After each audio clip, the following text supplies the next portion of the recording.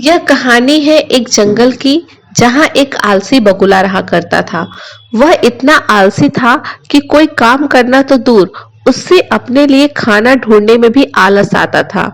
अपने इस आलस के कारण बगुले को कई बार पूरा पूरा दिन भूखा रहना पड़ता था।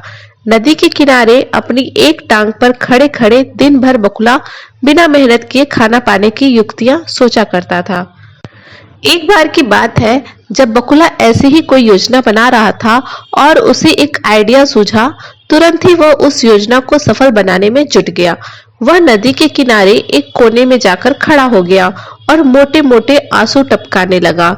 उसे इस प्रकार रोता देख केकड़ा उसके पास आया और उससे पूछा, अरे बकुला भैया, क्या बात है, रो क्यों रहे हो? उसकी बात सुनकर बकुला रोते रोते बोला, क्या बताऊं केकड़े भाई, मुझे अपने किए पर बहुत पछतावा हो रहा है। अपनी भूख मिटाने के लिए मैंने आज तक न जाने कितनी मछलियों को मारा है। मैं कितना स्वार्थी था, लेकिन आज मुझे इस बात का एहसास हो गया है और मैंने यह वचन लिया है कि अब मैं एक भी मछली का शिकार नहीं करूंगा। बकुले की बात सुनकर केकड़े ने कहा, अरे ऐसा करने से तो तुम भूखे मर जाओगे। इस पर बकुले ने जवाब दिया, किसी और की जान लेकर अपना पेट भरने से तो भूखे पेट मर जाना ही अच्छा है।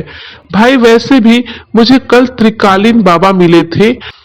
उन्होंने मुझसे कहा कि कुछ ही समय में 12 साल के लिए सूखा पड़ने वाला है, जिस कारण सब मर जाएंगे। केकड़े ने जाकर यह बात तालाब के सभी जीवों को बता दी।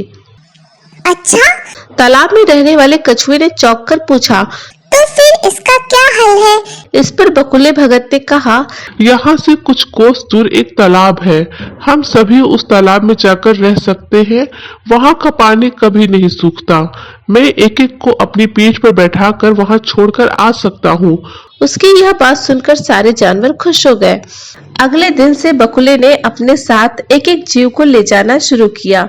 वह उन्हें नदी से कुछ दूर ले जाता और एक चट्टान पर ले जाकर मार डालता। कई बार वह एक बार में दो दो जीवों को अपने साथ ले जाता और अपना पेट भर भोजन करता। उस चट्टान पर उस जीवों की हड्डियों का ढेर लगने लगा था।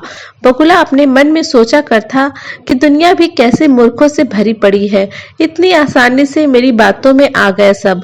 ऐसा कई दिनों तक चलता रहा। एक दिन केकड़े ने बकुले से कहा, बकुला भैया, तुम हर रोज किसी न किसी को ले जाते हो, मेरा नंबर कब आएगा? तो बकुले ने कहा, ठीक है, आज तुम्हें ले चलता हूँ। इतना कहकर के बकुले ने केकड़े को अपने साथ ले लिया। जब वो दोनों उस चट्टान के पास पहुंचे तो केकड़े ने वहां अन्य जीवों की हड्डियां देखी और उसका दिमाग दौड़ पड़ा। उसने तुरंत बकुले से पूछा कि ये हड्डियां किसकी है और जलाशय कितना दूर है? उसकी बात सुनकर बकुला जोर जोर से हंसने लगा और बोला, कोई जलाशय नहीं है और ये सारी तुम्हारे साथियों की हड्डियां हैं जिन्हें मैं खा गया। इन सभी हड्डियों में अब तुम्हारी हड्डियां भी शामिल होने वाली है। उसकी यह बात सुनते ही केकड़े ने बकुले की गर्दन अपने पंजों में पकड़ ली। कुछ ही देर में बकुले के प्राण निकल गए।